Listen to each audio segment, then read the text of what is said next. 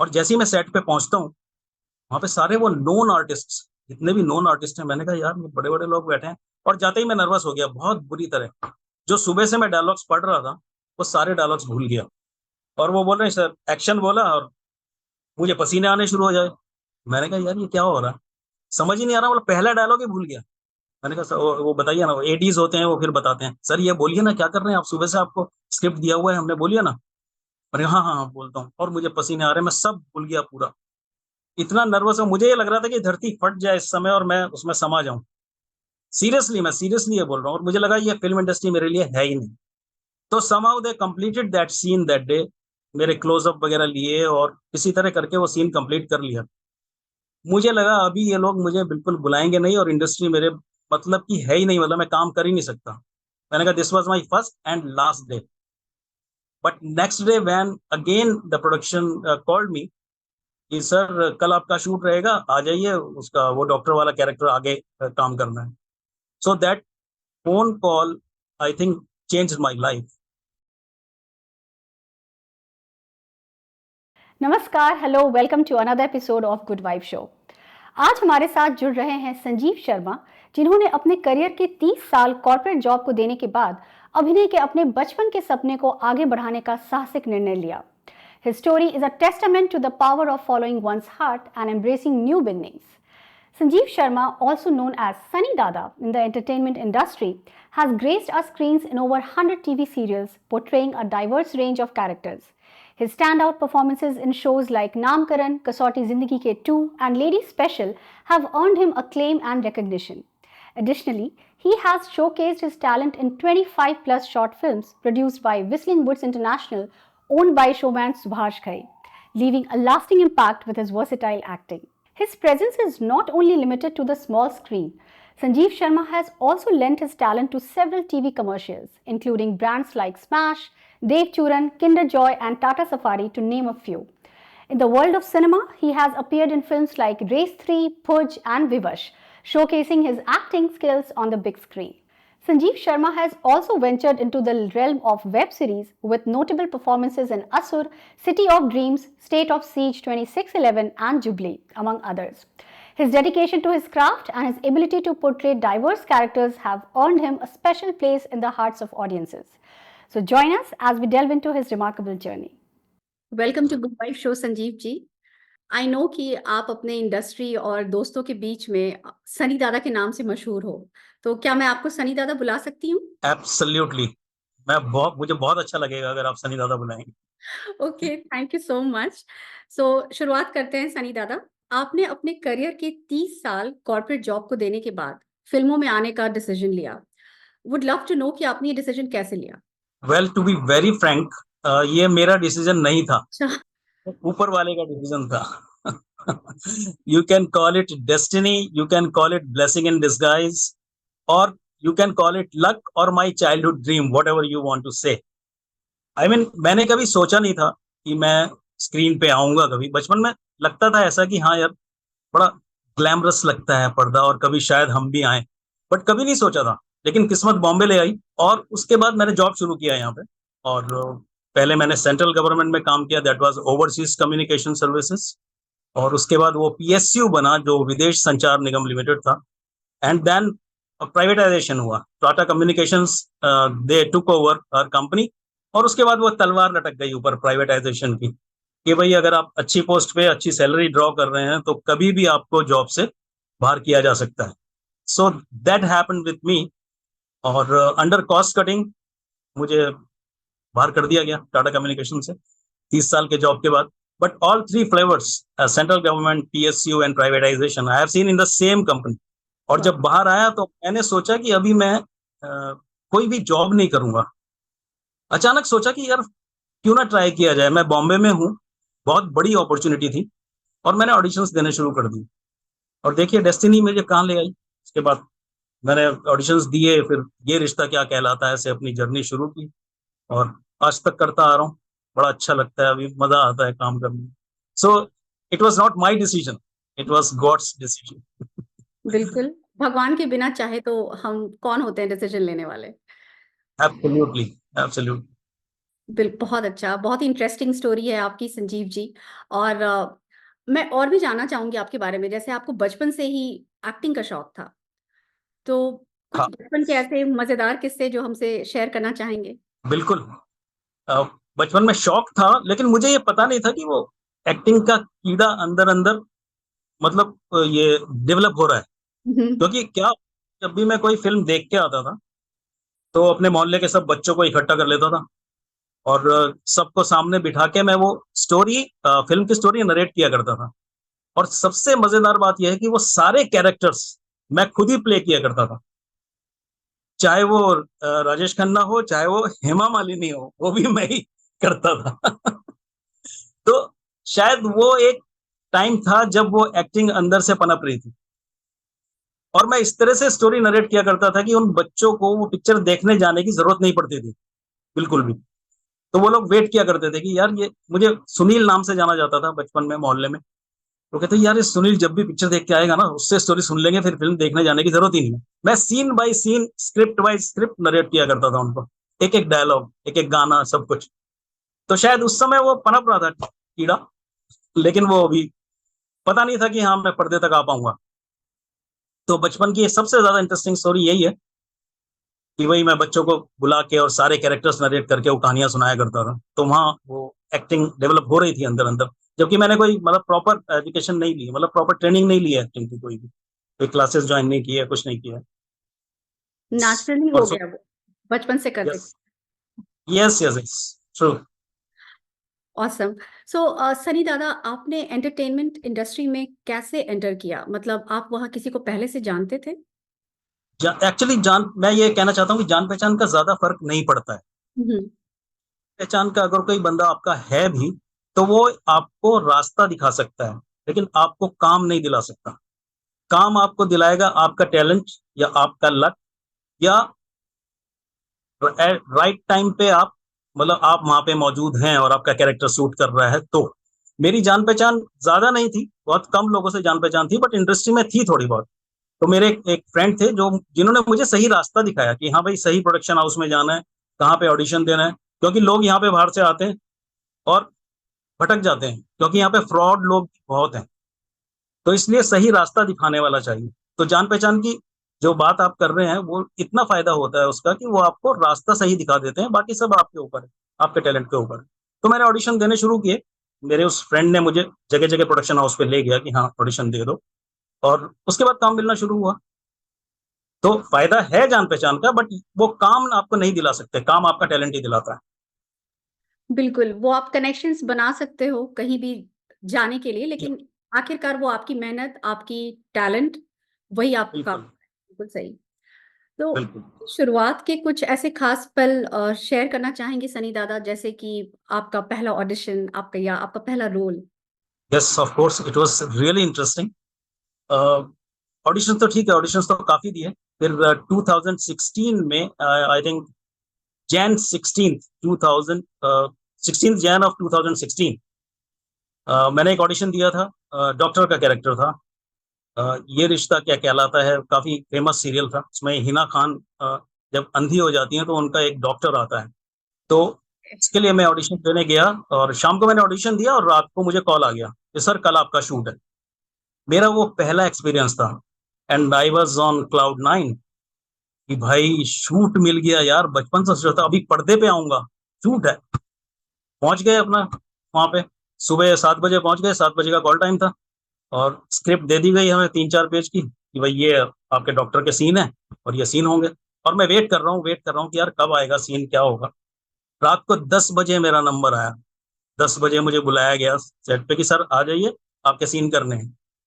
और जैसे ही मैं सेट पे पहुँचता हूँ, वहाँ पे सारे वो नोन आर्टिस्ट्स, जितने भी नोन आर्टिस्ट हैं, मैंने कहा यार ये बड़े-बड़े लोग बैठे हैं और जाते ही मैं नर्वस हो गया बहुत बुरी तरह। जो सुबह से मैं डायलॉग्स पढ़ रहा था, वो सारे डायलॉग्स भूल गया और वो बोल रहे हैं सर एक्शन बोला और मुझे पसीने आने शुरू हो जाए। मैंने कहा यार ये क्या हो रहा है? समझ ही नहीं आ रहा, मतलब पहला डायलॉग ही भूल गया। मैंने कहा सर वो बताइए ना, वो एडीज़ होते हैं वो फिर बताते हैं। सर ये बोलिए ना क्या कर रहे हैं आप? सुबह से आपको स्क्रिप्ट दिया हुआ है हमने, बोलिए ना। मैंने कहा हाँ, हाँ, हाँ, बोलता हूँ और मुझे पसीने आ रहे हैं, मैं सब भूल गया पूरा। इतना नर्वस हूँ, मुझे ये लग रहा था कि धरती फट जाए इस समय और मैं उसमें समा जाऊँ। सीरियसली, मैं सीरियसली ये बोल रहा हूँ, और मुझे लगा ये फिल्म इंडस्ट्री मेरे लिए है ही नहीं। तो somehow they completed that seen that day, मेरे क्लोजअप वगैरह लिए और किसी तरह करके वो सीन कंप्लीट कर लिया। मुझे लगा अभी ये लोग मुझे बिल्कुल बुलाएंगे नहीं और इंडस्ट्री मेरे मतलब की है ही नहीं, मतलब मैं काम कर ही नहीं सकता। मैंने कहा this was my first and last day. But next day when again the production called me कि सर कल आपका शूट रहेगा, आ जाइए, उसका वो डॉक्टर वाला कैरेक्टर आगे काम करना है। So that phone call I think change my life. मुझे ये लगा कि यार अगर इतना गंदा परफॉर्मेंस देने के बाद ये लोग मुझे दोबारा बुला रहे हैं तो यार अब तो मैं करूंगा चाहे कुछ भी हो जाए। लेकिन उस दिन मुझे ये लगा था कि मैं बिल्कुल इंडस्ट्री के लायक हूं ही नहीं। ऐसा था। तो उसके उसके बाद से कॉन्फिडेंस लेवल बढ़ता गया, and then I never look back, और करता गया। अभी तो अच्छा लगता है, अभी तो मजा आता है, जितने बड़े आर्टिस्ट हैं उतना अच्छा लगता है काम करना।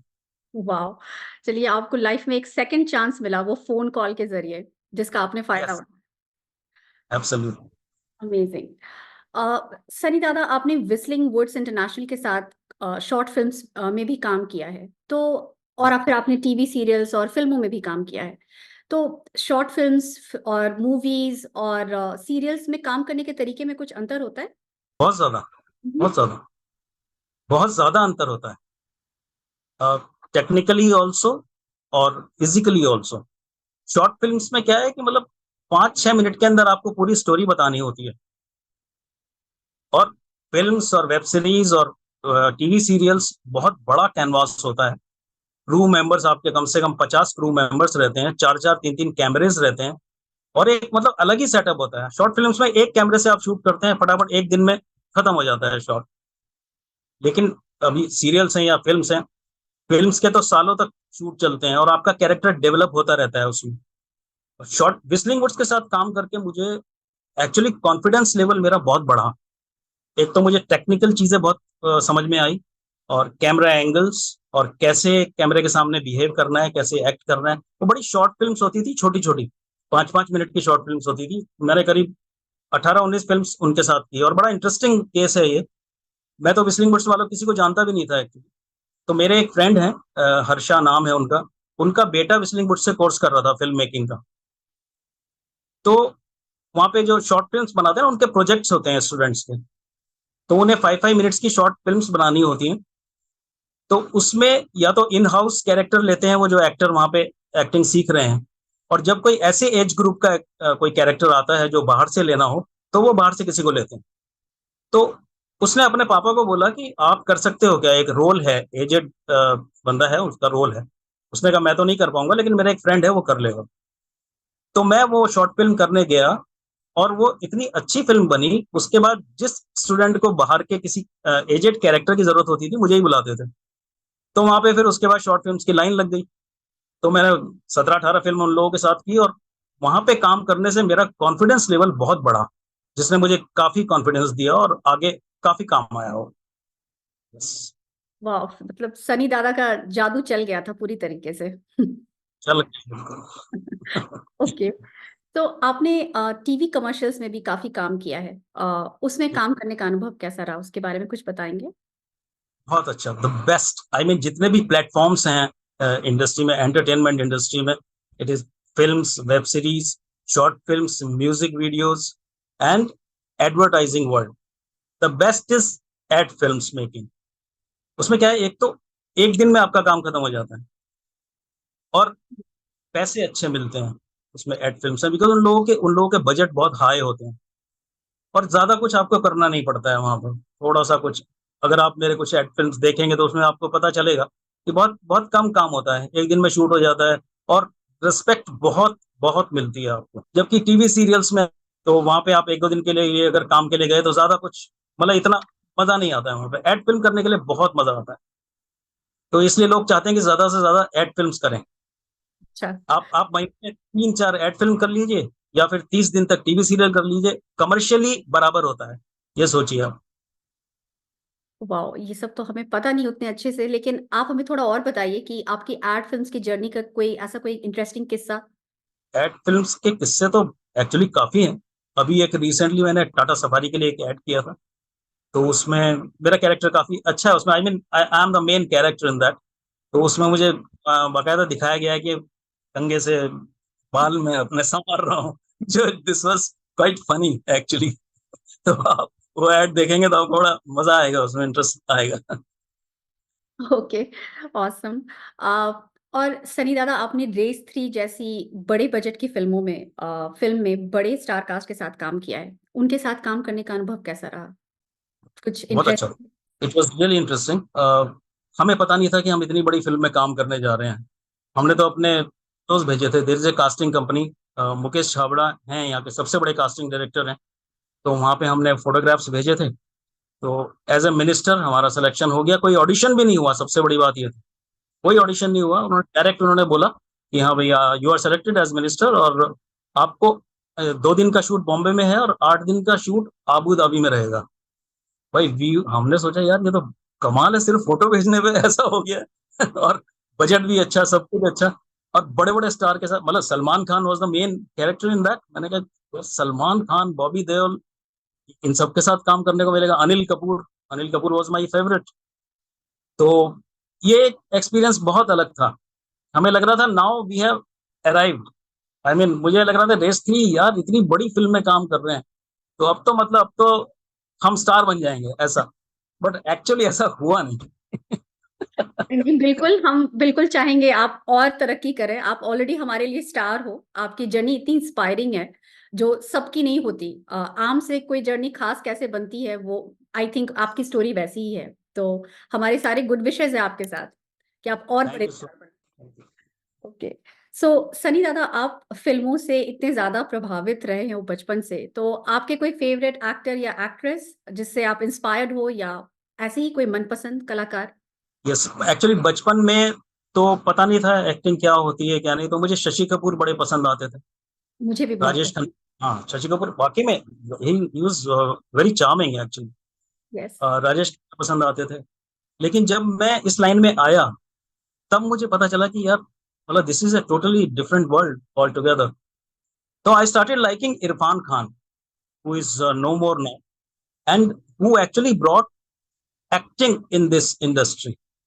जब वो एक्ट करते थे तो लगता नहीं था कि वो एक्ट कर रहे हैं, जो नेचुरल एक्टिंग जिसको बोलते हैं ना, वो इरफान खान इस इंडस्ट्री में लाए हैं। और उसके बाद नवाजुद्दीन हैं, वो भी बड़ा अच्छा एक्ट करते हैं। अभी नए लड़कों में मुझे नवाजुद्दीन, राजकुमार राव और ये दोनों बहुत पसंद है, क्योंकि अभी डिजिटल मीडिया आने के बाद ना बहुत अच्छे अच्छे एक्टर्स आपको देखने को मिल रहे हैं। पता चल रहा है कि टैलेंट क्या है और इंडिया में मतलब क्या क्या टैलेंट छुपा हुआ है। बिल्कुल, बिल्कुल सही। और अभी जो पहले जब लोग करते थे वो एक्टिंग नहीं होती थी, वो तो एक अलग ही मतलब स्टाइल होती थी एक्चुअली। आप किसी को भी देख लीजिए, धर्मेंद्र जी को देख लीजिए, राजकुमार को देख लीजिए, उनकी एक पर्टिकुलर स्टाइल होती थी। हाँ, वो आप जब रियल लाइफ में वैसे बात नहीं करते हैं एक्चुअली। तो राइट। लेकिन उस समय वही वही चल रहा था स्टाइल, तो हमें शशि कपूर, राजेश खन्ना सब बड़े पसंद आया करते थे। लेकिन अभी पता चला एक्टिंग क्या है, तो अभी रियल कैरेक्टर्स पसंद आते हैं। अच्छा, तो आप जैसे सनी दादा कॉर्पोरेट वर्ल्ड में काम करने के बाद आपने एक्टिंग की दुनिया में प्रवेश किया, तो किसी चुनौती का सामना करना पड़ा? या आई एम श्योर ये जर्नी आपके लिए इतना आसान नहीं रहा होगा। हाँ, आसान तो नहीं था, क्योंकि आप 30 साल तक एयर कंडीशन रूम में बैठ के काम कर रहे हैं, और उसके बाद आप अचानक आपकी लाइफ में एक इतना मतलब ड्रास्टिक चेंज आता है, और आप धूप में भी बारिश में भी लाइन में लग के ऑडिशंस दे रहे हैं। So this was not at all easy. I mean it will not be easy for anyone. 30 साल तक इतना कंफर्टेबल काम करने के बाद हुँ, अब दोबारा से मतलब स्ट्रगल कर रहे हैं, तो ये एक चुनौती है मेरे ख्याल से, isn't it? Yes. Every day we used to go for auditions and all. तो ये चुनौती का ही सामना करना पड़ा। धूप हो या बारिश हो, आपको ऑडिशन देने ही जाना ही है। तो अगर कुछ करना है तो फिर उसके लिए थोड़ी मेहनत तो लगती है। यस। बिल्कुल सही, बिल्कुल सही। सो सनी दादा, आपको गाने का भी शौक है और आपने all India senior citizen singing contest में अवार्ड भी जीता है। तो उसके बारे में कुछ बताइए हमें। एक्चुअली मुझे पता नहीं था कि ऐसी कोई संस्था है। This this organisation is called Smiling Souls, और ये लोग बड़ा अच्छा काम कर रहे हैं हुँ, सीनियर सिटीजन के और स्पेशल किड्स के लिए। तो ये कंपटीशन हो रहा था, मैंने ऐसे ही मतलब just casually I had sent my audition some singing video, and I got selected. और उसके बाद धीरे-धीरे जब रेंज बढ़ने लगी, मैं क्वार्टर फाइनल में आया, सेमीफाइनल्स में आया, फाइनल्स में आया, तो मैंने फिर सीरियसनेस आई थोड़ी, कि यार ये तो कमाल है, मतलब मज़ाक-मज़ाक में मैंने शुरू किया था और यहाँ तक पहुँच गए। तो बड़ा बड़ा मज़ा आया और अच्छा लगता है। मतलब इन लोगों ने इतना अच्छा प्लेटफ़ॉर्म दिया है सीनियर सिटीज़न्स को, और इंडिया के और एंड अब्रॉड आल्सो हम्म। कोने-कोने से लोग इसमें सिंगिंग करते हैं, और भी लोग, हम लोग मतलब ज़ूम कॉल पे ये कॉम्पिटिशन होते हैं। तो बड़ा अच्छा लगा देख के, इतना अच्छा-अच्छा टैलेंट छुपा हुआ है कोने-कोने में। तो it's a really good platform, और मैं उनसे कनेक्टेड हूँ, अभी जुड़ा रहता हूँ। वो लोग बाकी भी प्रोग्राम्स करते रहते हैं। म्यूज़िकल इवनिंग्स के अलावा योगा सेशंस और मतलब all medical kind of helps and all, बहुत अच्छा प्रोग्राम करते हैं। दैट्स तो ग्रेट। मैं क्या हूँ उनके साथ, यस। ओके। सो सनी दादा, अब थोड़े आपके फैमिली के बारे में पूछना चाहूँगी। आपकी सफलता में आपकी फैमिली का क्या योगदान रहा? क्योंकि आपने डिसीजन लिया अचानक से फ़िल्मों में आने का, तो उन्होंने कैसे रिएक्ट किया इस पर? बहुत सपोर्ट बहुत सपोर्ट किया, क्योंकि मैंने तो सोच लिया था कि मैं अभी जॉब नहीं करूँगा। तो मैं अभी बचपन का जो पैशन था या ड्रीम था, मैं वो पूरा करूँगा, और मुझे बहुत सपोर्ट मिला, सबसे सपोर्ट मिला, वाइफ से बहुत सपोर्ट मिला। और मेरा बेटा अभी वॉइस ओवर आर्टिस्ट है। He is he is doing musical shows and voice voice projects, और अभी अच्छे-अच्छे एड्स में जो मेन जो वॉइस ओवर्स होते हैं वो उसके आते हैं। मेरी बेटी के अपने स्टूडियोज़ हैं, वो भी वॉइस के प्रोजेक्ट्स करती है। तो हमारी फैमिली में मतलब ये entertainment kind of things are already there, तो सपोर्ट तो नेचुरली मिलना ही था। और अभी भी जब मैं ऑडिशंस बनाता हूँ, तो क्यू देने के लिए मैं अपने बेटे की हेल्प लेता हूँ, और हम लोग ऑडिशंस भी पूरा एड फ़िल्म बना के देते हैं, क्योंकि वो वॉइस ओवर भी करता है और मुझे क्यूज़ भी देता है, तो बड़ा हम परफेक्ट ऑडिशन देते हैं। वाओ! तो सपोर्ट, बहुत सपोर्ट है फैमिली का मुझे। That's so interesting. आपकी पूरी फैमिली इतनी टैलेंटेड है और सभी के सभी इस आर्टिस्टिक और एंटरटेनमेंट की दुनिया से जुड़े हुए हैं, जो बहुत अच्छी बात है।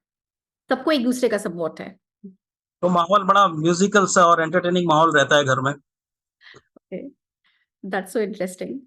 अ, सनी दादा, आपके लिए सफलता का क्या मतलब है? खास करके आपकी इस दूसरी पारी, करियर की दूसरी पारी में? सफलता को मैं किसी एक वर्ड में डिस्क्राइब नहीं कर सकता, और डिफरेंट स्टेजेज़ हैं उसकी एक्चुअली। हुँ, हुँ। मतलब मैं एंटरटेनमेंट वर्ल्ड से रिलेटेड ही बताना चाहता हूँ आपको। आपने जैसे काम शुरू किया, तो पहले आप किसी ने आके आपको बोला, "अरे सर, आपको मैंने टीवी में देखा है।" सफलता की पहली सीढ़ी है। दूसरी सीढ़ी मैं ये समझता हूँ, जब लोग आके बोलते हैं कि सर, आपको मैंने लेडीज़ स्पेशल में देखा है। मतलब पर्टिकुलर जब सीरियल का नाम लेते हैं कोई, तो लेडीज़ स्पेशल मेरा सीरियल ऐसा था जो 7 महीने तक मेरा उसमें कैरेक्टर चला, कंटिन्यूटी कैरेक्टर था, और वो मेरा अपना कैरेक्टर था। जैसा मैं रियल लाइफ़ में हूँ, वैसा कैरेक्टर वो पर्दे पे मुझे शो करना था। तो जब लोग आके वो बोलते थे कि सर, आपको लेडीज़ स्पेशल में देखा है हमने, तो that is the second stage of success. Third stage ये है कि सर, आपको मैंने बहुत देखा है, आप तो बहुत काम करते हैं। आप एड में भी आते हैं, वेब सीरीज़ में भी आते हैं। That is the third stage. और जब आपको लोग आपके नाम से पहचानेंगे, तब हम मानेंगे कि सक्सेस की पहली सीढ़ी है। अगर कोई ये बोले, "अरे यार, इस फ़िल्म में संजीव शर्मा है," तो हम देखने जाते हैं। That is the success level. Otherwise you cannot define success. आज और success money money point of view से 3,000 पर डे से लेके 3 लाख पर डे तक, दैट इज़ ऑल्सो एक सक्सेस का लेवल है। तो मैं वो स्टेजेज़ में सक्सेस को मानता हूँ। तो मैं अपने आप को तो नहीं समझता कि अभी लोग ये नहीं बोलते कि यार, संजीव शर्मा है इस वेब सीरीज़ में, तो जाके देखें। तो मैं उस लेवल तक पहुँचा नहीं हूँ, बट काम कर रहा हूँ, बस ठीक है, मुझे अच्छा लगता है। लोग इतना भी बोल देते हैं कि अरे सर, असुर में देखा, सर नामकरण में आपको देखा। उतना ही अच्छा लगता है, भले ही नाम से नहीं जानते हैं, बट ठीक है, ये भी एक सक्सेस का लेवल है।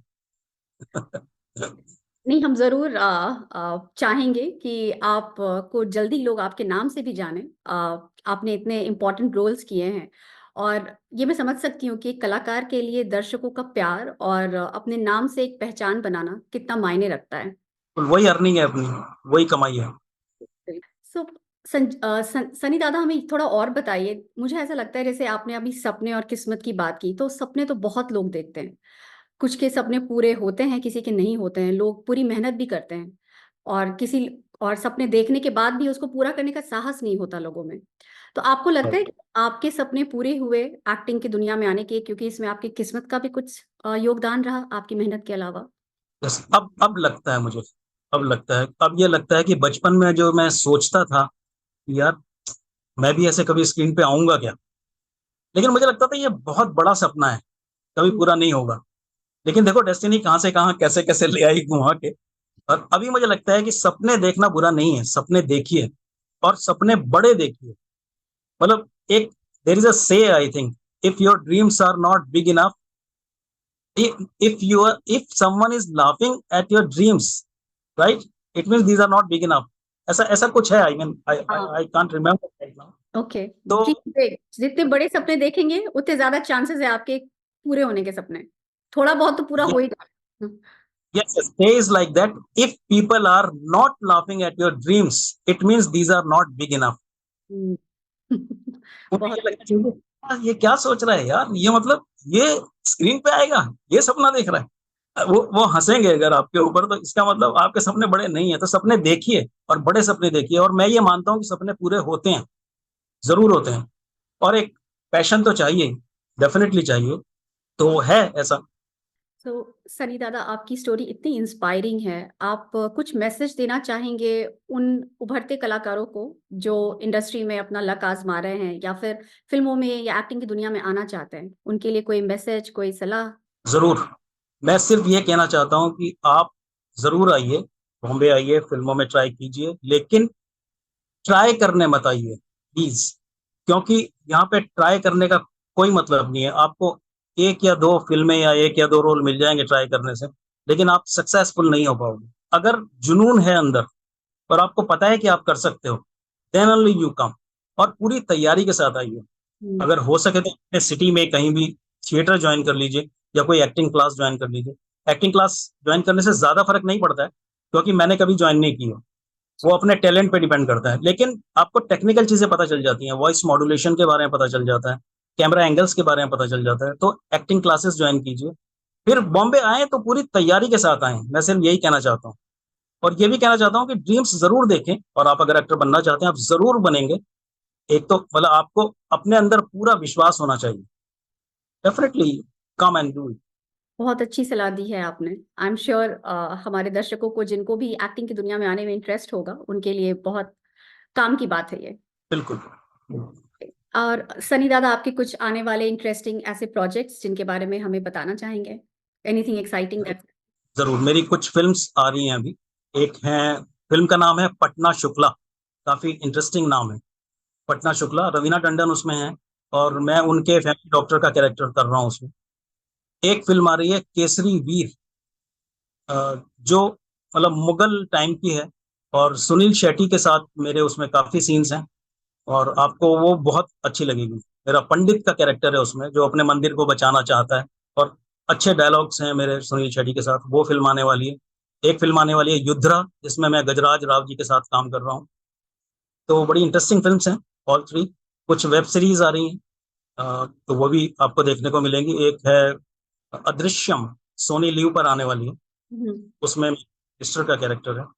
एक वेब सीरीज़ आ रही है, बहुत बहुत अच्छी वेब सीरीज़ है, जिसमें मैं पैरासाइकियाट्रिस्ट का काम कर रहा हूँ, और उस वेब सीरीज़ का नाम है भयावह। वो अगर आ जाती है तो शायद मेरी लाइफ में एक बड़ा चेंज आ सकता है, क्योंकि उसमें मेरा बहुत अच्छा रोल है, और 4-5 एपिसोड्स में हूँ मैं, आउट ऑफ 8 एपिसोड्स। तो अच्छे प्रोजेक्ट्स हैं फ्यूचर में, यस। वाओ! बहुत ही सारे एक्साइटिंग प्रोजेक्ट्स आ रहे हैं। चलते-चलते सनी दादा, हमें पता है कि आप बहुत अच्छा गाते हो। अगर हमारे दर्शकों के लिए कोई गीत गुनगुना देंगे तो हमें बहुत अच्छा लगेगा। बहुत अच्छा नहीं गाता हूँ, गाता हूँ गा लेता हूँ, क्योंकि मैंने प्रॉपर कोई इसकी शिक्षा नहीं ली है। 4 लाइन मैं आपको सुनाता हूँ एक गाने की। मैं पुराने गानों का बहुत शौकीन हूँ, मैं खुद बहुत अच्छे पुराने लगते गानों की बहुत ज़्यादा शौकीन रही हूँ। मुझे नए से ज़्यादा पुराने गाने, एक्टर्स, फ़िल्में ज़्यादा पसंद आती हैं। हैं। एक पुरानी फ़िल्म का आपको गाना सुना रहा हूँ। वो जब याद आए, बहुत याद आए, वो जब याद आए, बहुत याद आए, गमे जिंदगी के अंधेरे में हमने चरागे मोहब्बत जलाए बुझाए, वो जब याद आए बहुत याद आए। बहुत खूब, बहुत ही बढ़िया। ये गाना मेरा भी मनपसंद है, मुझे बेहद। और ये thank you so much Sunny दादा, आपसे बात करके बहुत अच्छा लगा। Thank you for taking out time और हमारे शो में आने के लिए और हमारे दर्शकों के साथ अपनी जर्नी शेयर करने के लिए। मुझे बहुत अच्छा लगा, और thank you so much for inviting me in this beautiful programme, and wishing you all the best for your programme. Thank you so much. As we wrap up today's episode, we would like to extend our heartful gratitude to Sanjeev Sharma ji for sharing his journey with us. Corporate world से लेकर entertainment की दुनिया तक का उनका सफर बहुत ही रोचक है। Sanjeev ji story is a testament to the power of following your dreams and never giving up. तो दर्शकों, आशा करती हूँ कि संजीव जी की कहानी ने आपको अपने जुनून और सपने को पूरा करने के लिए प्रेरित किया होगा। Thank you for joining us today. Please like and subscribe our channel and don't forget to ring the notification bell. Keep spreading good vibes.